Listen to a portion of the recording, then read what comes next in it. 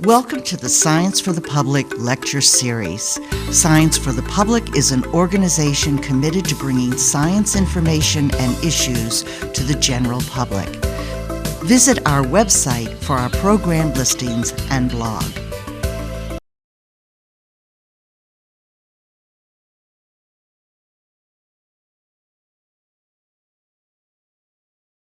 Good evening. I'm Yvonne Stapp, and I welcome you to Science for the Public's Contemporary Science Issues and Innovations.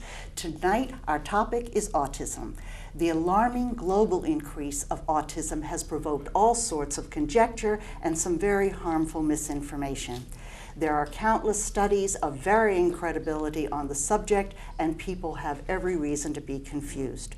We are very pleased to have with us Professor Marc Weisskopf, Associate Professor of Environmental and Occupational Epidemiology at the Harvard School of Public Health. Dr. Weisskopf brings to the issue of autism two critically important areas of expertise: neuroscience and epidemiology, plus the experience of very large international studies. Dr. Weisskopf investigates the epidemiology of a range of neurological disorders, including autism, ALS, and Parkinson's disease. He focuses on the relationship between these disorders and environmental toxicants. He and his colleagues are leaders in the global investigation of the dramatic increase in autism. In tonight's presentation, he'll explain what autism is and why this condition invites so many questionable causes. It's a great pleasure and a special honor to welcome Dr. Marc Weisskopf. Thank you. Welcome. Okay, thank you for inviting me, and thanks to the audience for coming to hear my talk. So as Yvonne was saying, I'm going to be talking about the epidemiology of environmental toxicants and autism spectrum disorders. Give you a little bit of background of how we look at these things, where we are in the science of this, and then introduce you to some recent work of mine looking in particular at air pollution and risk of autism. So let me just start with what is autism. So autism was first described in 1943 by Dr. Leo Kanner, and almost simultaneously and independently by Hans Asperger in Vienna, Austria, describing, as you might guess, the sort of Asperger's form of autism. And this was really described as having several key behavioral features that many of you may well be aware of, know people who have autism spectrum disorder or people who are involved with that in some way. But in large part what this is, several key behavioral features I've indicated here in the slide, but it really focuses on sort of a triad of impairments: social impairments, communication impairments, and then stereotypies, that is sort of repetitive behaviors of different sorts. I will say, while I don't go into the definition of the behavior, we are at a point where we have in fact just changed the sort of standard diagnostic criteria for autism from what's known as the Diagnostic Statistical Manual 4 to the, or DSM-4 to DSM-5, which literally just changed in May.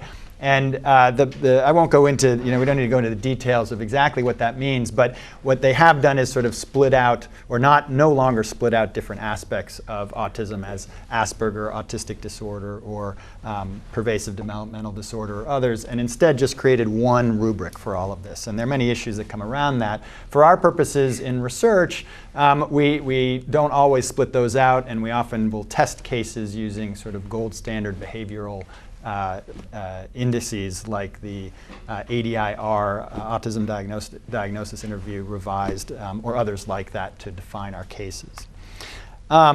So getting into the question of the environment and autism, or toxicants and autism, the first question one really has to ask is, why do we even think that the environment might be involved in autism, might be important?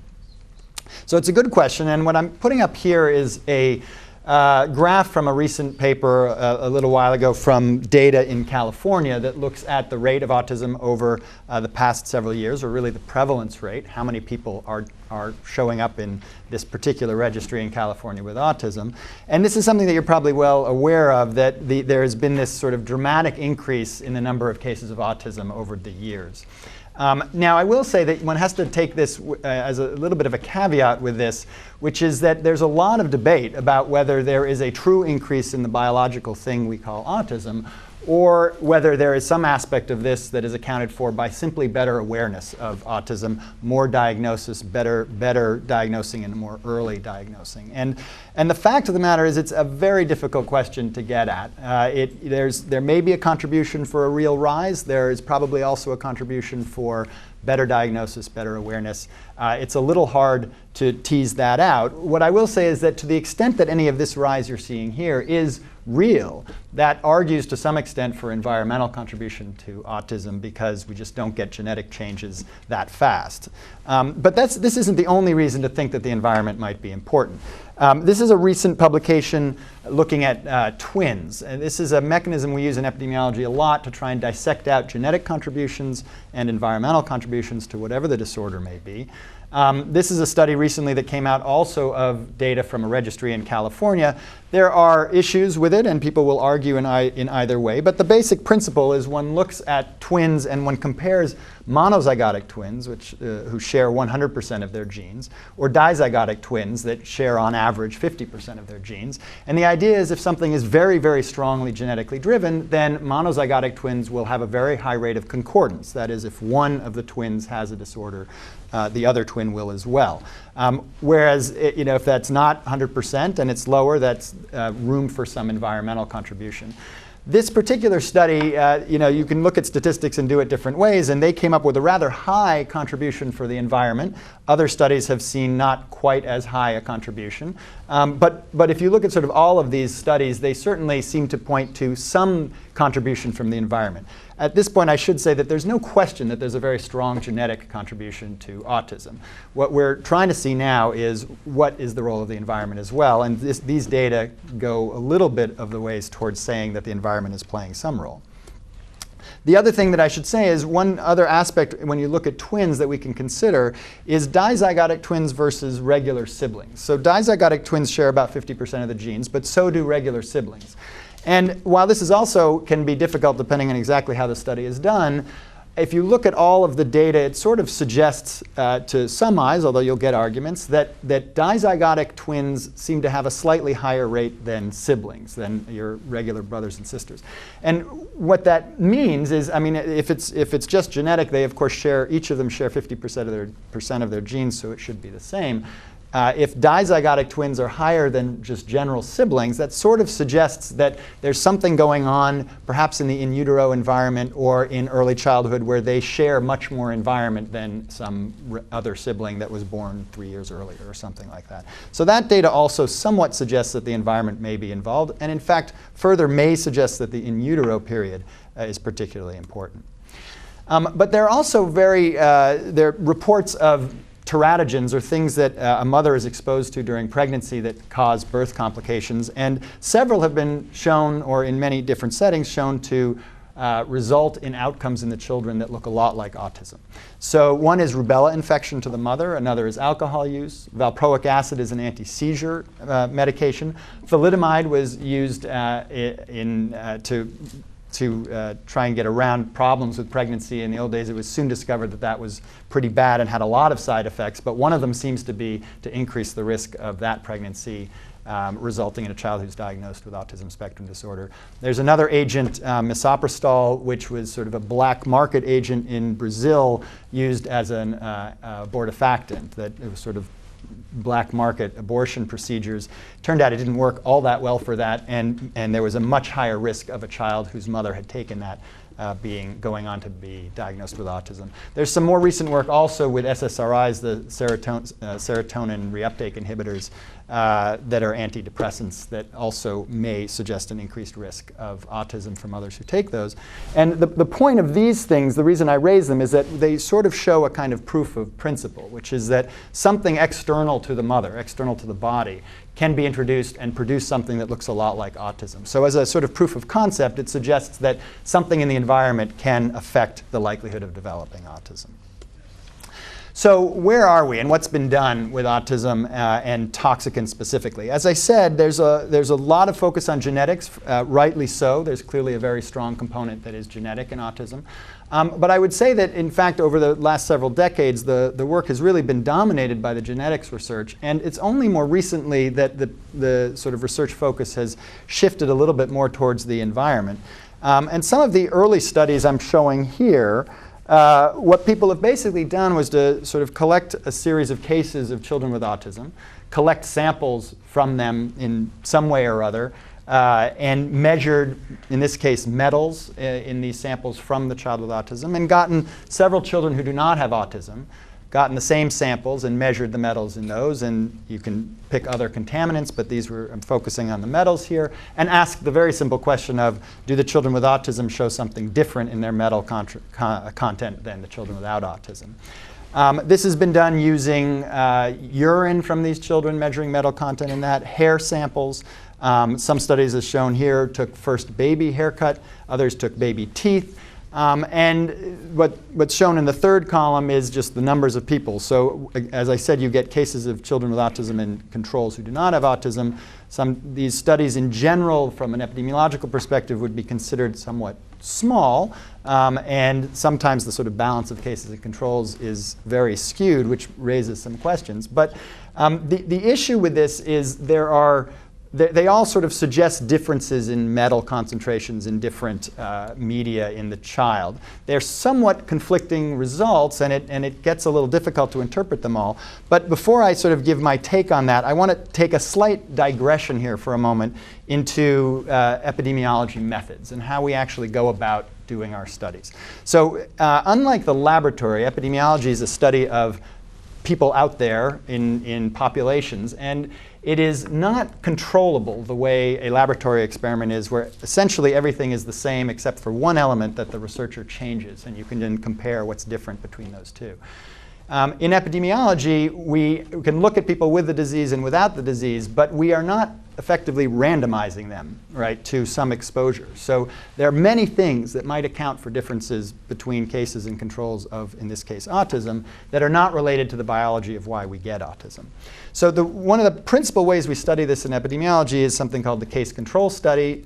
There are other study methods, but often one starts with case control studies because they tend to be cheaper to do, and they're faster, and they are what I just described, which is you get a series of cases who have, in this case, autism. You get a series of children who do not have autism, and basically you compare them on certain characteristics. So it's a big advantage if the disease is rare, because you can go to a clinic or a hospital and find a whole series of cases right there, and you get them right away, rather than taking a large population and waiting for cases to develop. This is a very, very powerful technique in epidemiology, and under the right conditions, it's very useful and valid. And the basic principle here is you identify your cases, as I said, from either a clinic or a hospital, as indicated by these red dots, and then you identify your controls and you compare them, right? The idea is that all of these cases and controls should come from the same population, that you have some underlying populations, and some of those people then go on to get your disease in question, and others don't, and you essentially compare them, and this is a way to sort of sample that population. And as I said, when this is done correctly and when it's valid, it's a very powerful way of assessing what things may be linked to a particular disorder. The problem comes in, what if you don't really know that you're comparing the proper people? So unfortunately, your cases come from the circle population and your controls come from the square population, and they may differ on a whole lot of other factors. And the problem with these studies is that it's often difficult to know that. So the terminology for this in epidemiology is that study subject selection can be very tricky. As an example of this, and this is not this is a very well-known paper, very high-profile journal, and what they were looking at was whether consumption of coffee was related to pancreatic cancer. And so they did one of these case control studies where you go to a hospital, basically, and you collect from the cancer wing a lot of cases of pancreatic cancer, and then you find somewhere else people who don't have pancreatic cancer. And often the easiest thing to do is go to other areas of the hospital that don't have that disease and recruit those people into the study. So what they found was a very strong relationship with more coffee consumption and more pancreatic cancer.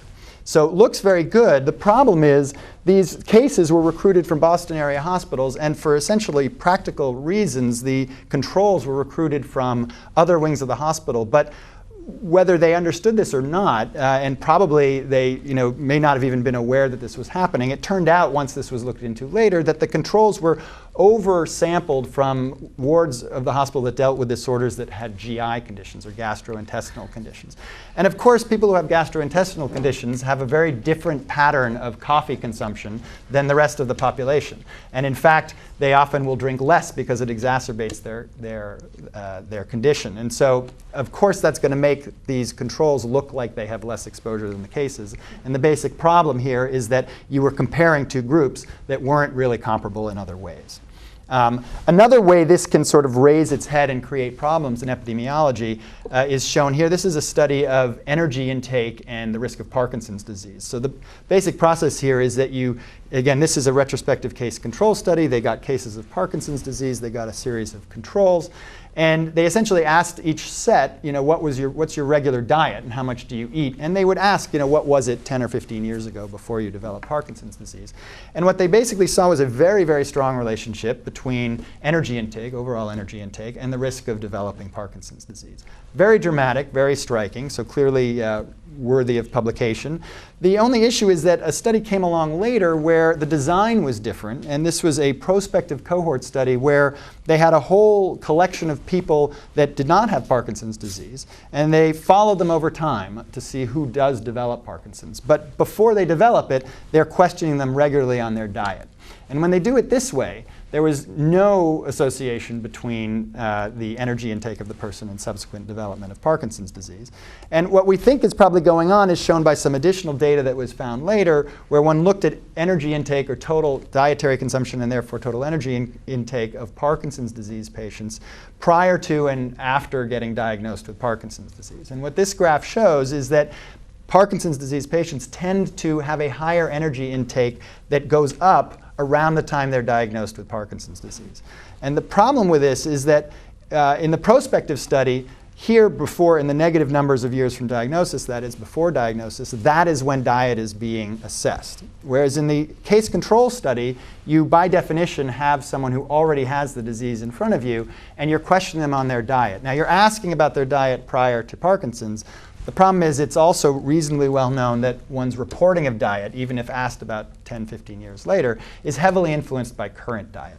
So the current diet of these Parkinson's patients was higher, more energy intake. So again, they were not comparing apples to apples, but apples to oranges. And this is a particular form of problem that is known as reverse causation, where some aspect of the disease itself, whether it's the biology of the disease or behavior that goes along with the disease, may affect your exposure. So if you're measuring something after someone has the disease, you have this problem of knowing the proper temporality with this.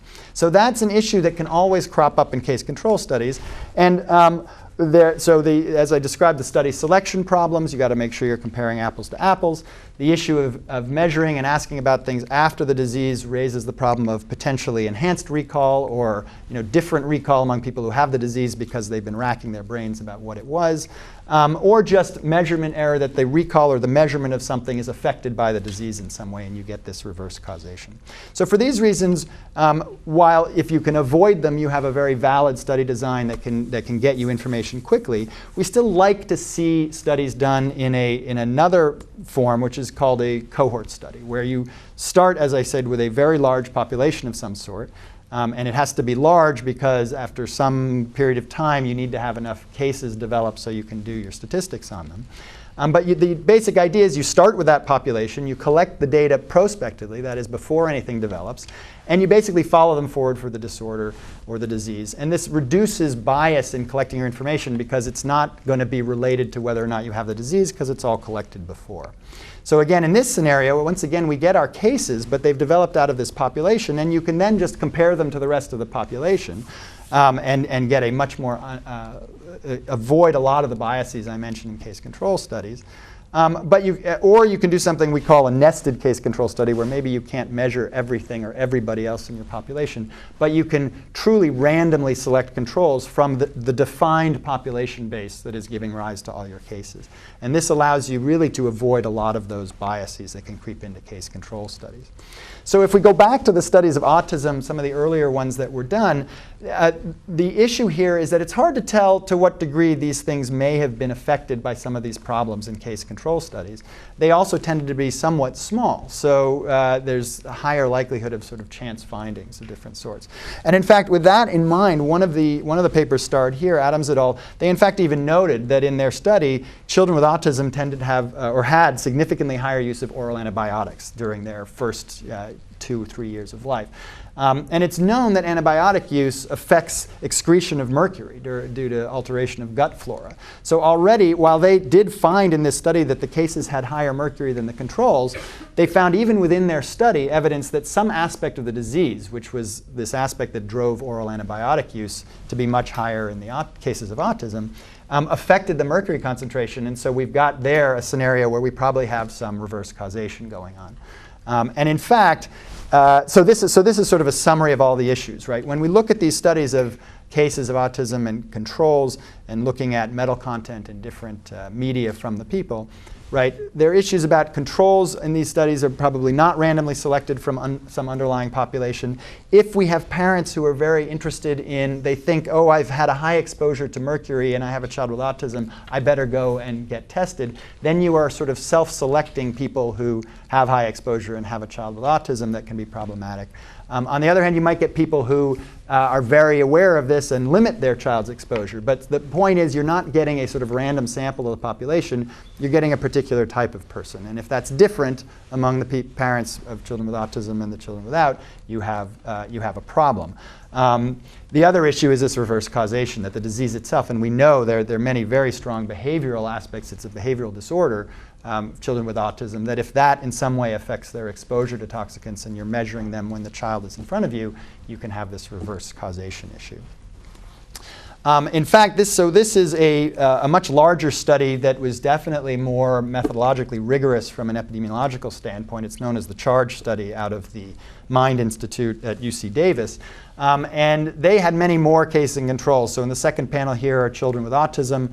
On the top panel is typically developing children, and on the bottom panel, children with other developmental disorders. And they recruited these kids when they were about 2 to 4 or so, and they took blood samples at the time. They asked all sorts of questions of the parents. And in fact, what they found here was that if you looked at the blood of these children, in fact, the children with autism had lower mercury levels than the children without. And even that difference was entirely explained by the difference in fish consumption. So we know that children with autism have very strong behavioral characteristics, and they may just not like to eat particular types of food. That seems to be the case here, where they ate less fish, so they had less mercury because that's the predominant source of mercury for humans. So with that in mind, the issue is, how do we get around this problem where autism develops typically maybe, the median age of diagnosis is probably around 4 or so. So if you're trying to do a study when you're getting someone who already has autism into your study, how do you get around this issue that you might be measuring something that is affected by the disease in some way? So recently, somewhat more recently, several studies have tried to get around this. And one of the approaches to doing that is to separate out, look for alternative ways of assessing a person's exposure to some contaminant. And in particular, doing it in a way that really separates out the person from the exposure assessment. I'm going to focus on air pollution because there are several papers now that have started to look at this. It's not the only arena where this is done. This has been done also with pesticide exposure, things of that sort. But the way, a few different ways people have tried to do this is they've looked at more databases that are collected that estimate exposure around the United States that are totally independent of any individual, you or me. So the US Environmental Protection Agency tracks things like toxic releases from industry, and there are maps around the entire country of any region, how much of different toxicants have been released by industry into the environment. That's one way. They also have monitors around the country that measure different aspects of air pollution. And somewhat based on those monitors, as well as based on understanding what things produce pollution, they've created maps that essentially estimate exposures to different contaminants in the air for any census tract in the United States. There's a lot of error associated with that. They're models. They don't always get it completely right. But the critical thing for our purposes here is that if you're going to assign someone exposure based on where they live and this model, it is completely independent of whether or not the child has autism or not. So we can take out this problem of reverse causation in some way. Other things people have looked at is simply sort of distance to roadways as an indicator of potential exposure to traffic-related pollutants. In particular, I'll focus on a couple papers that used this modeling of different air pollutants by census tract across the US by the US EPA, and a couple studies that explored where a mother lived during or around the time of pregnancy and her likelihood of having a child that went on to be diagnosed with an autism spectrum disorder. And the first of those studies came out of the San Francisco Bay Area, where they found cases through a surveillance system in California, basically, 284 kids with autism spectrum disorder, and 657 controls that they could get sort of from birth certificate information in these areas of California. And then, so independent of those cases and controls, they took this US EPA data set and looked at, well, what were the levels of different contaminants in the census tract where the mothers lived around the time of pregnancy. As I said, those models are based on knowledge of where pollutants come from, how they distribute in the air, different meteorological conditions, things of that sort. And they collected information on things like maternal age and education and child race that you can sort of use to try and make sure those things aren't explaining any association you might find with an air pollutant.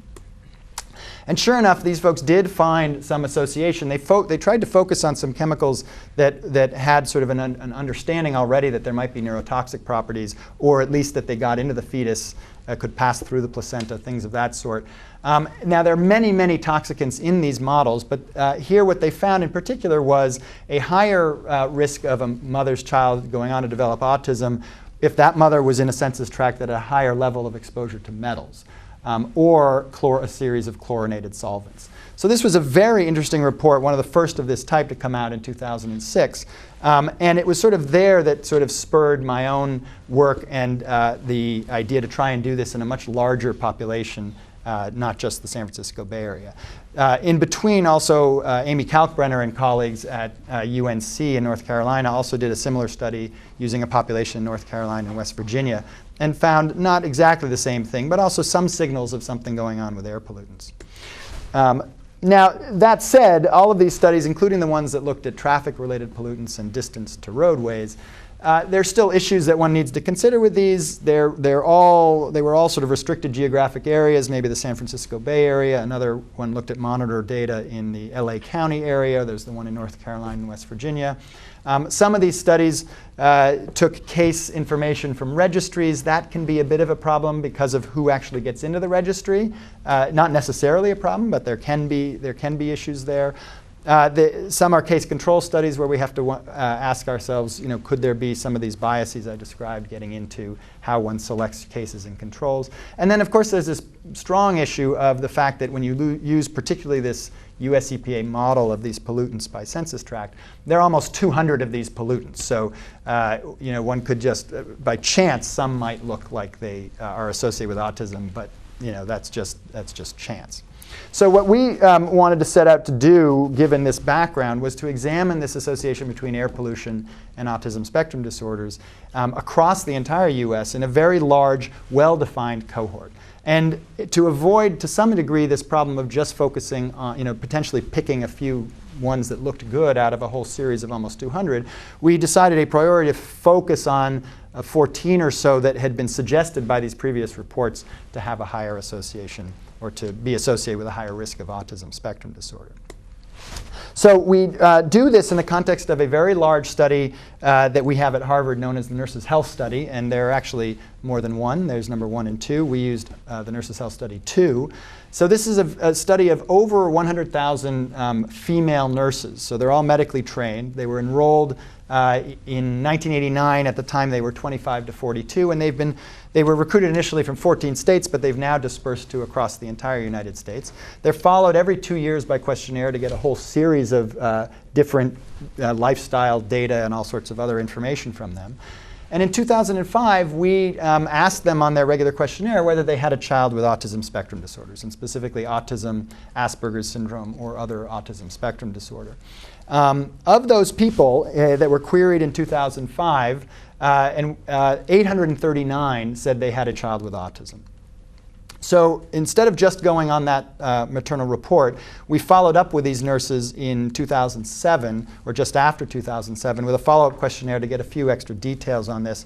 And because of the procedures of Nurses' Health Study, we could only follow up with 756. But of those, 84% did respond to our questionnaire. And in the end, since we were using this EPA data, we needed to know their address. We needed to know where they lived so we could link air pollutant levels with where the mother was during pregnancy.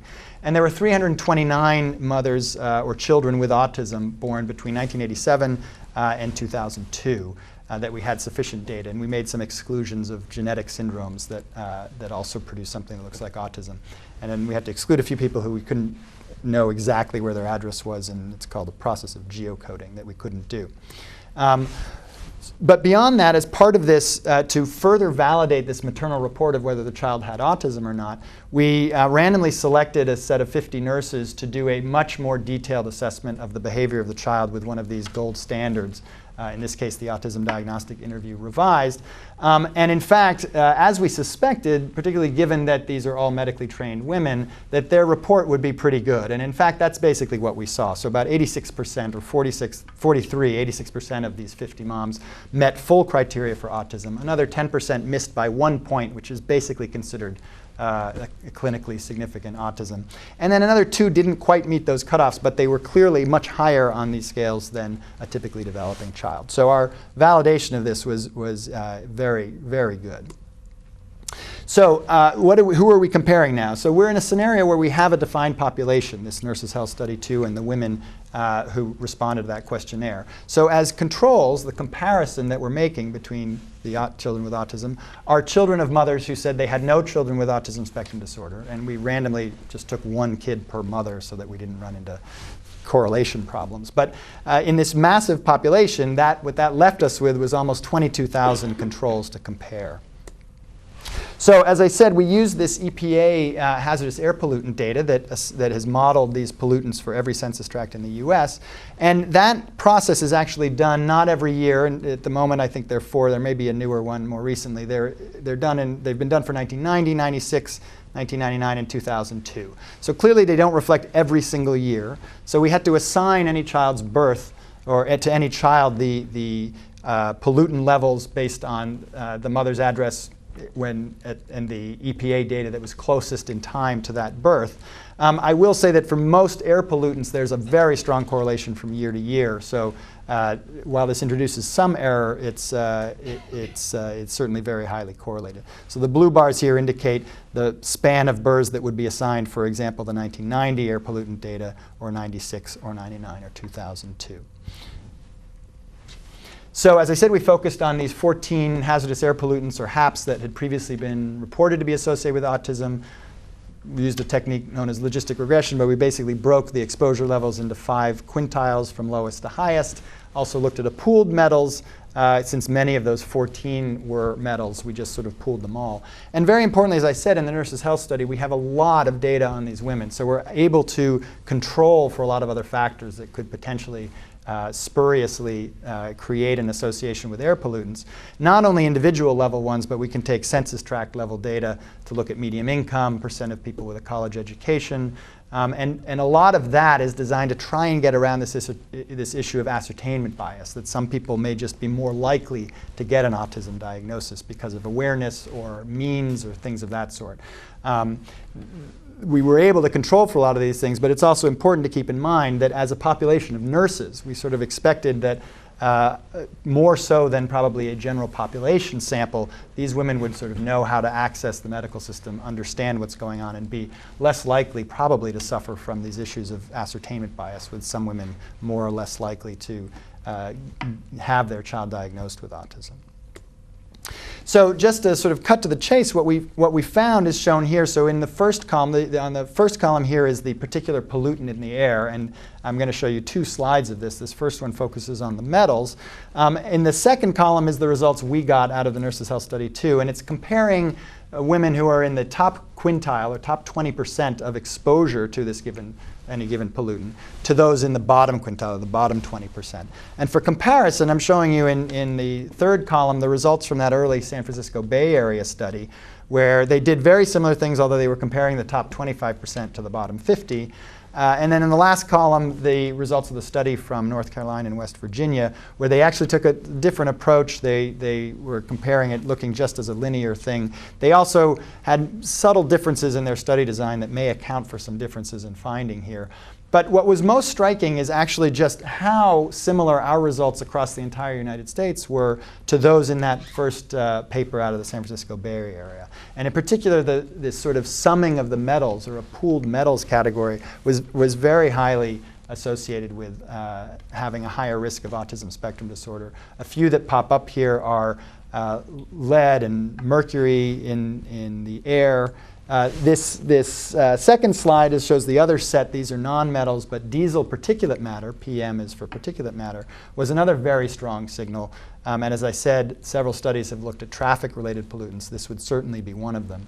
Methylene chloride was another that popped up out of this. So that's really the first take-home here, is that we found startlingly similar results to those from the Bay Area, which, of course, if this were all chance, would not be completely expected. But there is still this issue that there are many, many pollutants out there, and for some reason are we kind of picking out ones that just happen to look good. So we tried to get around this by sort of finding a way to look at all of them at the same time in some way. And I'm going to walk you through this next slide because it's not a typical way we show things, but I think it's illustrative in this regard. So this is showing the result essentially for every toxicant that's in these EPA models. And in the grayed out diamonds you have there are all the ones that we didn't consider initially, those a priori ones. And the sort of blue or darker triangles are those a priori non-metals that we looked at, and the red squares are the a priori metals. And the reason we're putting this here, so on the y-axis here, the odds ratio is our association measure, goes up. If it goes up on this above 1, it means that there is an increased risk of autism associated with higher exposure to this pollutant. And if it goes down, it means there's a decreased risk. And what's going on the x-axis is we're moving out by the significance of the result. And so the p-value, which is how we sort of measure significance, goes down as you move to the right. And a smaller p-value means a more significant result. The reason I'm showing it this way is that if this was all just noise, if you just sort of threw these data at the chalkboard and then analyzed them for this, what you would most likely expect to see is sort of a fanning out of a set of some that look like they cause autism or associated with more autism, some that are associated with less autism, but basically a kind of equal slurry of results around this one here, which is no effect, essentially, no association. And that is to some degree what you see below a p-value of about 0.05, which is often what we take as kind of a level of statistical significance we expect to see or would like to see. But once you get beyond that, at the more significant results, there's clearly a sort of set of pollutants that seem like they are associated with more risk of autism and that is not balanced by ones on the other side, sort of suggesting that there's some signal there that is driving something going on. Now, I will say that one of the issues here is that a lot of these pollutants are very highly correlated. And so when you get things that are highly correlated, it's very difficult to tease out which one of several that go together strongly. When you see one, do you see the other? If they travel together a lot, it's hard to tease out if there's a true association, which one is causing it, or maybe which set are causing it. And that's an issue that we really struggle with in this data. And I think what this suggests is that there is some signal in there, but it's very hard to isolate it to something specific, which specific one or sets of these are related. I should also say that I didn't mention before, but autism is very heavily dominated by boys. So there's about a 4-to-1 ratio of boys to girls in who develops autism. So we did want to look somewhat separately at this. There's some reasons, there's some genetic syndromes that, for example, lead to autism in girls and not boys, things of that sort. So we separated out our results by looking at boys and girls separately. And with the strong caveat that, as you can see from this slide, we only had 46 girls with autism compared to almost 300 boys. So with that small number of girls, it can be hard to see things in there, and you can get somewhat unstable results. But the pattern of what looks like here is that our findings are dominated by these effects in boys. We're not sure exactly what that is. That holds for the metals. That also holds for most of the non-metals of our a priori set. Some, that's not the case. Diesel particulate matter in one, methylene chloride in another seem to trend both ways for boys and girls. But it certainly is of interest, and several others have looked at things. Reports are out there that sometimes you see things more in boys versus girls, or the other way around. But it's an interesting thing that we are hoping to follow up on at this stage. This is just to show you what I've showed you before is all the fifth with the top 20% versus the bottom 20%. This is just to show how these things go as you move up in exposure levels. And you can see with some of them, this is just for boys. These are the ones that had very significant trends, other than the diesel exposure in girls. And you can see that's the one out of all the exposures to girls that did seem to show a sort of increasing relationship, a dose-response effect with more of the exposure, more chance of having autism. But things generally tended to climb up, but they bounce around a little bit. So we did several other things. So other than that graph I showed you that tried to say, well, if this was all noise, would it just be a even pattern around no result? There are other statistical tricks you can do to sort of look at whether what you're seeing is driven by just the fact that you're looking at many things. Something called a false discovery rate adjustment we didn't seem to affect our results. And we did several sensitivity analyses focusing just on that pooled metals metric, just because we had so many things to look at. And in fact, the results got slightly stronger when we restricted this to the 6 most populous states in the United States. And basically, we got very similar results if we further adjusted our findings for family income, the partner's education level, or the mother's smoking during pregnancy.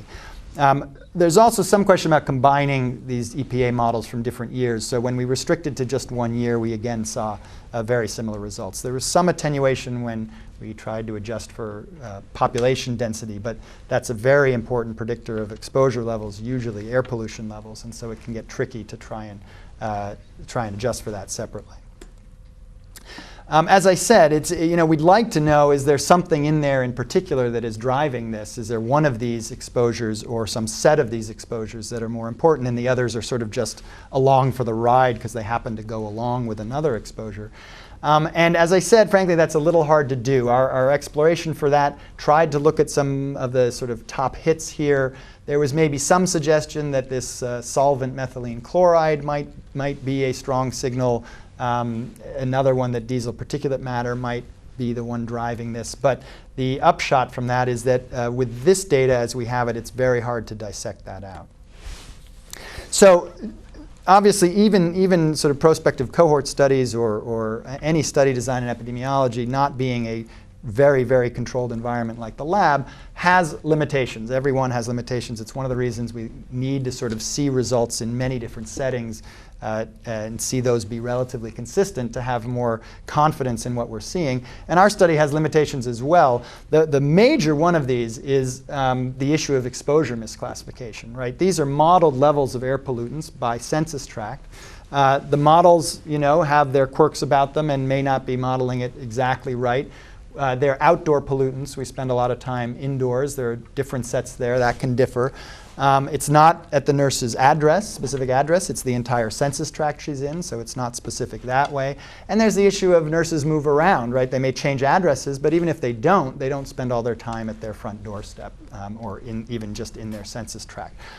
All of that leads to what we call exposure misclassification, which means we're not really completely accurately measuring how much of, say, diesel particulate matter they are truly exposed to. The issue is in these studies where we've separated out the exposure assessment from the case status itself, and the case status is not influencing our exposure metric. That type of error, that misclassification, is known as non-differential misclassification, which means that we are equally likely to misclassify a case as we are a control. And for statistical reasons, that is very well known to bias results towards the null. So it is much less likely to produce a spurious result as it is to mask a true association between things. So the fact that we still see things in the face of a lot of misclassification here is pretty striking.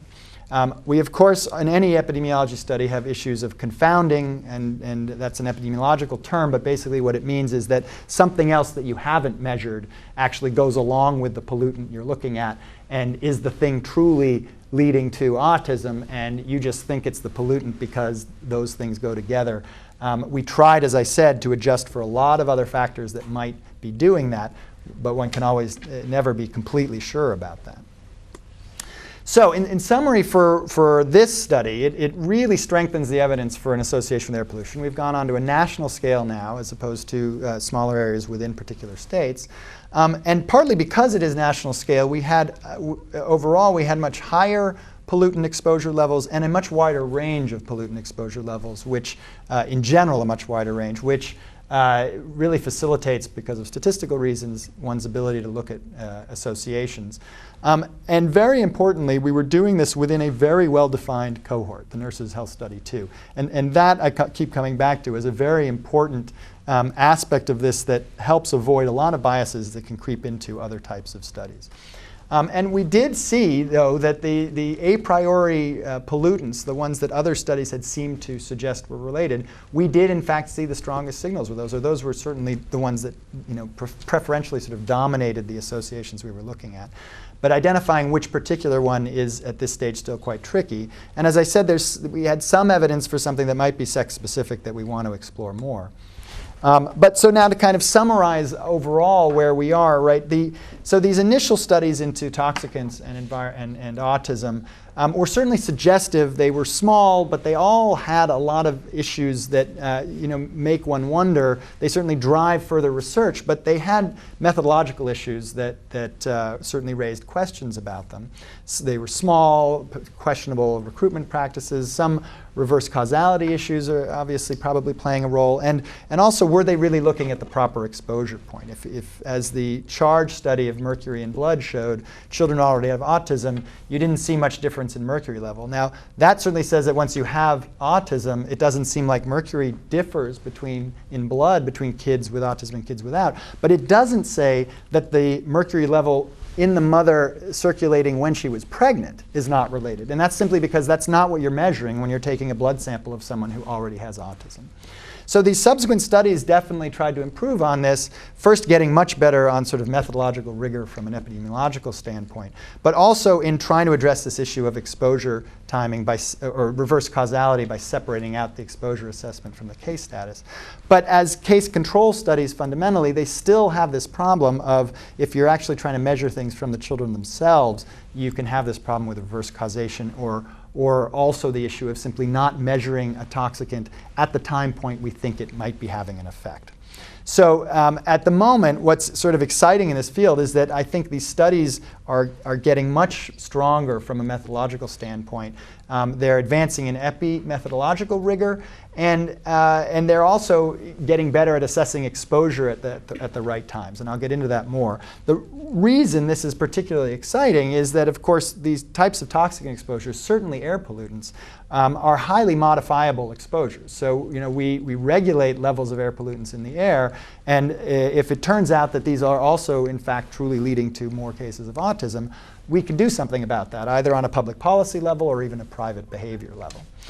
The next level of studies, though, that we have to get to is not relying on these sort of larger modeling of exposures and sort of assigning exposures based on address, but really getting to what is in a mother when she is pregnant and how do those things relate to subsequent risk. The issue with that is we have to start, it's a harder study design because you have to start with a large population to get enough cases eventually. Many studies are now getting set up and beginning to roll out that are trying to get at this issue better. Some are taking the approach of trying to find situations where samples from a mother while she was pregnant have been banked somewhere so we can go back to them and measure what was in, say, blood while she was pregnant and know whether she has a child with autism now or not. Another approach has been to recruit mothers who already have a child with autism because, as I said, the sibling recurrence rate of autism is quite high, possibly at about 20%. So if you recruit a mother who already has a child with autism when she's pregnant with the next child, you can have a smaller cohort of women because you're expecting to get many more cases of autism later. So we can prospectively measure things in their blood.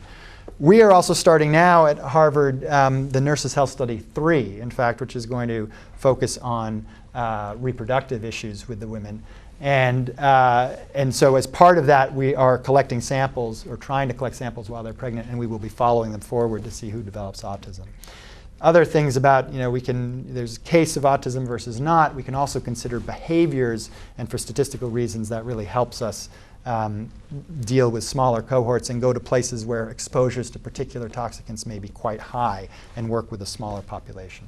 Ultimately, we're hoping to get, of course, to mechanisms that are going on that lead to autism, or which probably will involve things that interact with genes. So as I said, there's a strong genetic component to autism.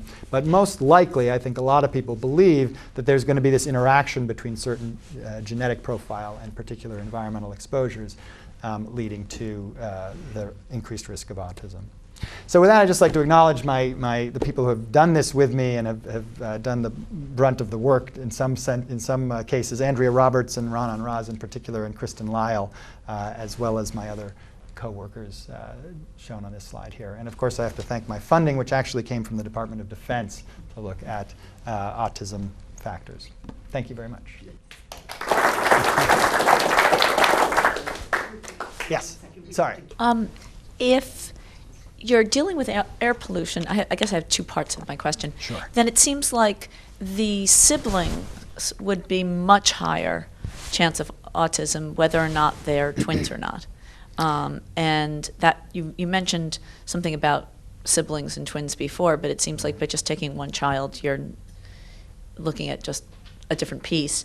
And I also wondered if air pollution has gone up substantially since 1990, since the same time that you're talking about. I thought that we are doing a better job. In some places at least a little bit better on air pollution. So I was curious if you followed any of that. Yeah, so two very good questions. So the first one is, yeah, to some degree, if air pollution is involved in a causal way, one might expect that that siblings would have a higher rate just because they tend to be in the same areas, and if they're in a polluted area, they're going to be. That is, in fact, what we see. The sibling reoccurrence rate is quite high. I mean, a lot of that is probably genetics. What component is air pollution is a little hard to tell. But so that is what we see, that the sibling rate is higher. As far as the other question, that's a very good one, and it is a tricky one, right? So we are definitely getting better with many air pollutants. They're coming down overall. I mean, in some areas, of course, that's not the case, but overall, it's generally getting better, and certainly with some pollutants like lead, that's come down tremendously. So the tricky parts of this are that, as I said, there is a lot of debate, and you'll find people on both sides of this. I probably fall somewhere in the middle, but there are people who will very adamantly support the idea that there is a very dramatic rise in true incidence of autism in the biology of it. And there are people who will argue very vociferously that there isn't, that this is just more awareness. There have been changes to legal processes that allow for benefits, and so more people are getting diagnosed. It's very hard to tell, but so that's always a bit of a concern when you're trying to sort of parallel the rise with what's going on with another pollutant. That said, it's true. I mean, a lot of air pollutants tend to be coming down, so what's going on? The other issue, though, that plays into that is that what's masked sometimes in this epidemiological approach of showing relative rates. So, if you're at a high exposure level, you have twice the risk of having a child with autism. What's masked by that sounds very dramatic, but what's masked is how much of autism is actually caused by, if this is truly causal, is caused by the air pollution. So if, just taking an extreme example, if 99% of cases of autism are driven by genetics and 1% is driven by the air pollution, then it's going to be very hard to pick out the signal of a changing rate in terms of time. Does the Department of Defense care? I don't ask these questions. No. I mean, I don't know the specific answer to that. What I will say is that a lot of what they do does get driven by their constituency. And my sort of guess, although I really don't know, is that they may have had service members that were very vocal about this, and maybe they were having whether we don't know whether it's for any reason higher among a military population, but this is often driven by who the squeaky wheel gets the grease. So that's my guess is what's going on there. Suggesting possible I'm just suggesting other issues that have come to my mind. One is genetically modified food, and the other is pacifier and what's in there. And I don't know, that's just a further study. Maybe I'm just off the wall here, and I don't know how you measure that. But I think there's room for more here. Right, right. So you mean by the pacifiers, you mean like chemicals that might be in the pacifier Yes, plastic? I don't or know something much like about that. it. I just know that I've heard that that's a big factor. Right. So it's a good question. There are issues of things. I think there was another one of these sessions on BPA, bisphenol A. And there are these sort of plasticizers and things.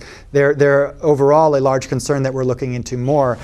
The issue really is that, and they're all things that we could certainly explore. The issue is, we're sort of in early days of the environmental toxicant exposures and autism to a large degree, certainly compared to the genetics. So a lot of these things, it's just a matter of having the right setting where we can really get at it. And sometimes the most difficult thing is assessing what a mother was really exposed to, or what, we think the in utero period is particularly relevant for many reasons. And so the focus has been on mothers while they are pregnant. But the really tricky part in this toxicant thing is often just how do we assess how much a mother was really exposed, or whether she was exposed or not to something. And so for some of these things, that can be difficult to do. The best way is really to set up these studies where you can get the blood samples or some sample like that while she's pregnant, and then you're able to sort of test for these things and look at it.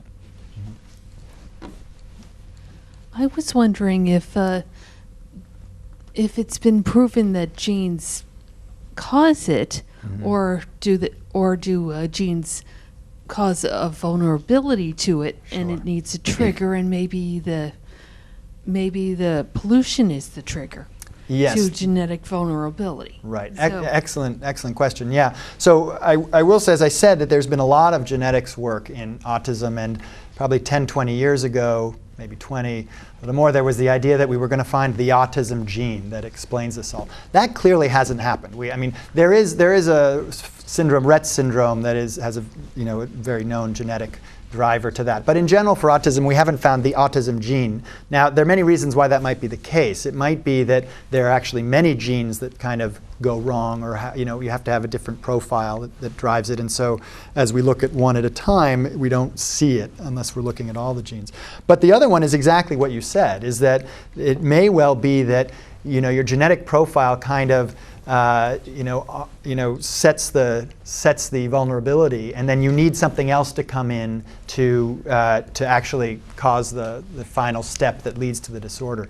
There are some studies that have suggested that, some with folate metabolism genes, things of that sort, where then a particular type of dietary intake might have more influence than people who don't have a particular profile. There's been some suggestion of certain genes that are involved with reacting to air pollutants, that if you have a certain profile on that gene, you would be more sensitive to the air pollutant. So that is definitely something we are exploring and need to look at closely, because I do think that is going to be very important in the end, that there will be this combination of having a genetic vulnerability with some other environmental trigger that makes you more likely to get it if you have that. Yes, sorry. If there is like a strong environmental factor, wouldn't there be like a population density factor as well, and like more densely autistic increase in like cities and things like that, and not in like the suburban areas? So sorry, can you rephrase? So you're saying if there, say that again? I'm not sure I got your question. Well, wouldn't there be like an increase in autism in like cities then, instead of like suburban areas because of the like, environmental factors? Yeah, so that's certainly a possibility. Now, not every toxicant is necessarily higher in urban areas. But that certainly might be the case. And in fact, there is to some degree, when you look at the data, a kind of urban aspect to autism, that it does seem to be somewhat higher in urban areas. You always have to wonder with that kind of stuff whether you're just seeing, you're detecting the cases better in that scenario. But there is some suggestion that may be the case. But again, if it's, for example, pesticides, that may not be more dominated by urban areas. That might be more farmlands. And there have been studies in California using a similar approach as I described for air pollution here, where you separate out the exposure assessment from the individual, that does suggest a link to some pesticides used on farms in California. Yeah. Has there been any thought or attention given to like women in the workforce, and that maybe some of the things are a little bit more acute and not, industry specific? And could you target a study to do, heavy metals or something like that? Right. So it's a good question, and this is so often in environmental health, one of the sort of tenets is start where the exposures are highest. And so a lot of, especially neurological things, but many other conditions as well, our initial inclination, our initial thinking that there may be a toxicant relation with an outcome comes from occupational studies, because that's where you tend to notice it most first. That certainly happened with lead. Lead has a long, long history, but other toxicants, that's the case, just because their exposure levels are so much higher. So that thinking is absolutely right. Why don't we sort of focus there where these things might be highest? The slight problem with that is that at the same time their exposures are higher, you're often talking much smaller populations. So right, we now think the latest data suggests 1 in 88 kids have autism. But even at that high rate, if you have 1,000 moms, what does that give you? Maybe 10 to 12 cases of autism. And that's very small for these types of epidemiology studies we do. So that's something that kind of hinders that occupational approach. But it's not to say we don't try it. And the issue is finding the right setting where you can get enough cases, have high exposures that are reasonably similar enough. The one place where we could potentially get around that a bit, that I try to argue for sometimes, is rather than looking at whether you have autism or not, there are well-developed scales of autistic-like behaviors. So if we believe that a diagnosis of autism is sort of the tip of the iceberg, and that actually it's a spectrum that is a spectrum beyond the bottom level of our case definition, and we see this, these traits track genetically, they track in families, things of that sort, that if those traits really represent autism as well, that gives you now a sort of continuous, say, 0 to 100 measure of autism-like behaviors. And for statistical reasons, that gives you a lot more power, and you can do studies in much smaller populations if you're using that kind of a continuous measure. So doing that may allow us to target more very specific populations that may be small but have very high exposure to these things. But it's a very good question. I'm sorry.